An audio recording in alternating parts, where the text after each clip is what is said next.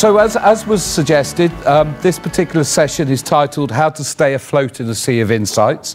The amount of data created by devices is growing exponentially, giving companies obviously access to previously unheard of insights into their customers' or users' habits. But how can this serve the interests of both the businesses and the consumer? You know, we all have a personal relationship with data, don't we? Because we give it out on a daily basis, sometimes willingly, sometimes not. I've worked in sort of direct marketing, customer engagement, digital, my entire career. So we've been working with customers' data back in the 90s when we dreamt of, literally only dream of the type of data we have today, through to now being overwhelmed with it and actually helping clients to really understand and simplify the data that they have. So the enriching, it's not a PR job. I genuinely think that we are enriching our relationship with consumers if we do it responsibly. I'm talking about Channel 4's on-demand service, all four. We're not unique in the market to do this, but to talk about my own experience, we've been collecting the data at registration for some years now. We've got around 17 million registered users. It's not really about the total volume, although that's helpful. It's about the number of times they come and interact with the service. And when they come in, we keep a track of what they view, their history, and the information they give us. It's relatively light touch compared to others to begin with, but it is age and gender and postcode and email address. And from that, we are able to learn all sorts of things about their behaviour, but most particularly their viewing history.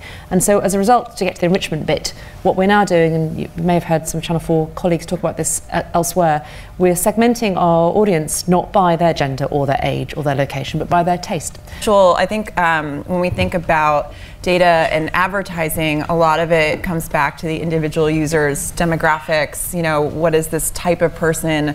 And typically, you know, there was an earlier panel about this, typically some of those demographic assumptions are based potentially on stereotypes, maybe stereotypes that are picked by non-gender diverse or non-diverse in any category group of people, and it's not relevant. So using data about what people actually consume and what they read and what they enjoy and what they spend time on, and really what I think of it is what people pay attention to. Data helps us to fuel creativity and come up with more ideas.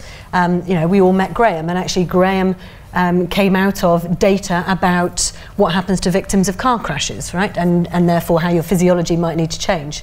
So there's lots of examples like that actually aren't about hyper-targeted communications directly to me in my inbox or on my device, but actually how data has informed and created inspiring communications that people talk about, that become part of the vernacular and inspire conversation. There's a lot of work that Dove have done around using AI algorithms to aggregate sexist comments in the media, and then to serve those up so that actually people, particularly athletes or whoever who were being discussed, and their supporters have an opportunity to you know, address the balance, I guess. So there's lots of good stuff that we can do there.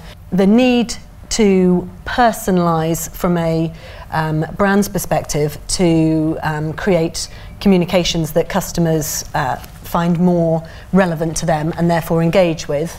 And the ability to do that now is very exciting, I think, provided we don't go too far. So most people like to feel, you know, and feel okay with something that feels relevant to them but not utterly unique to them, because that gets a bit creepy. Well, but you know, if you think about the information that perhaps, you know, ASOS, if you shop on ASOS, in order to help ASOS serve you clothing that will fit you, you are willing to give up personal data about your size, about your weight, about your bra size, that kind of information, and that is very useful to you when they then can tailor content and help you find the things that suit you.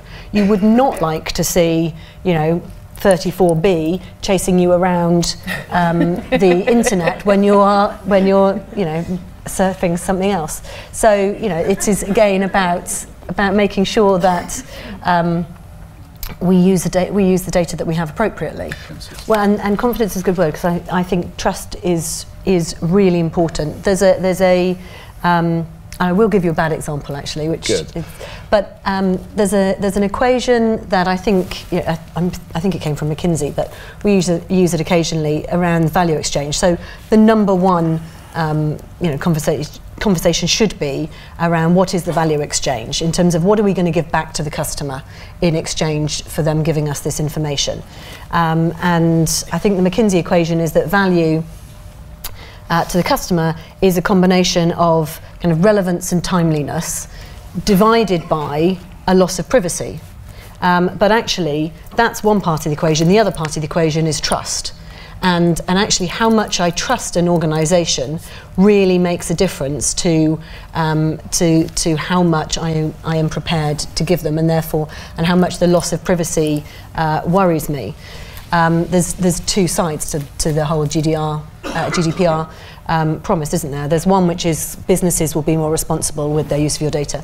The other is actually you as a consumer are more empowered and to take control and have more power. Look, GDPR is a pain to implement, no one would say otherwise, but it's wholly good for the consumer. If only because it is going to force everybody to think about what's happening to their data, and it's going to force companies, it's going to by regulation force companies to tell them what they're doing with their data. That has to be good for the consumer. And we were talking about trust. I mean, we as a broadcaster, we are 95% advertiser funded. Our relationship with our audience is everything to what we are as a brand, and obviously they are our advertisers' customers. Because we now have the names of people that watch us, we're very proud to do personalised adverts. And by personalised, I mean people's names are in the adverts. So you've probably seen the example of the name on the Coke bottle. We had the initials on a Burberry perfume bottle. You press the button and it arrives the following day engraved for you. Fantastic. We now have audio personalisation where it's in the narrative. It's actually, you hear your name spoken. Great.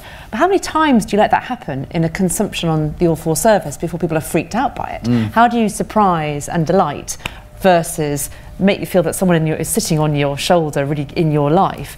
And similarly, when you target adverts, we've got a live example at the moment with Foster's Lager where we say, have one on us, John, or have one on us, Richard.